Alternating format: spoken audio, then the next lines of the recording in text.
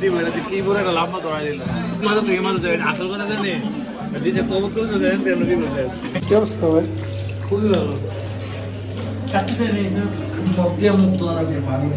আসসালামু আলাইকুম এভরিওয়ান, কি অবস্থা সকলের? আশা করতেছি ভালোই আছেন। আজকে আমি আর আমার বড় ভাই আসছি বাইক দিয়ে কুমিল্লাতে। আর কুমিল্লাতে এসে আমরা এই মুহূর্তে চলে আসলাম কুমিল্লা কোর্টের মধ্যে। কারণ কুমিল্লা কোর্টের মধ্যে আসার কারণ হইতেছে কুমিল্লা কোর্টের মধ্যে রিফাত ভাই থাকে আর আমার সাথে আছে নাদিম ভাই, যে কিনা সিলেক্ট কোর্টে জব করে। আর এই মুহূর্তে আমি বাদে আমার সাথে যে 2-3 জন আছে সবাই কোর্টের মধ্যে জব করে। আর আমরা মূলত আইছি রিফাত ভাইয়ের সাথে দেখা করতে আর কুমিল্লাতে একটু ঘোরাঘুরি করতে। আর আমরা বাইক দিয়ে কুমিল্লা আস্তে আস্তে দুপুর হয়ে গেছে, যে কারণে আমরা সবাই এখন কাচ্চি রেনে যাইতেছি কাচ্চি খাওয়ার জন্য। আর আজকে আমাদেরকে ট্রিট দিব এই রিফাত ভাই। আর ভাই কাচ্চি রেনে এসে দেখি বেসিনের মধ্যে হাত ধোয়ার পানি না, কারণ বাংলাদেশের মধ্যে কারেন্টের যে সংকট পড়ে রয়েছে এই জন্য কাচ্চি রেনে টাঙ্কির পানি শেষ, যে কারণে আমরা এভাবে হাত মুখ দিতেছি। আর এই মুহূর্তে আমরা টেবিলের মধ্যে বসে আমাদের অর্ডার দেওয়া কাচ্চি আসার অপেক্ষায় আছি। আজকে আমরা ব্রাহ্মণবাড়িয়া থেকে কুমিল্লা বাইক দিয়ে আইসা ভালোই সমস্যার মধ্যে পড়ছি, কারণ আমি আর নাদিম ভাই যেরকম বাঙ্গা সহ্য করছি এই বাঙ্গা আমরা কোমরের অনেক দিনের হাত কমাইলেছি, কারণ রাস্তার অবস্থা ছিল অনেক বাজে। আর অবশেষে 5-7 মিনিট অপেক্ষা করার পরে আমাদের অর্ডার কি তো কাচ্চি আমাদের সামনে চলে আসছে। আর আরেকটা কথা, বিরিয়ানির মধ্যে সবচেয়ে বেশি ভালো লাগে আমার কাছে কাচ্চি বিরিয়ানি, যে কারণে কোনো কথা না বললে আমরা সুন্দর করে খাবার খাওয়া শুরু করে দিচ্ছি। আর খাইতে খাইতে রিফাত ভাইয়ের দিকে এক পর্যায়ে নজর গেল। রিফাত ভাই তো খুবই চিন্তিত।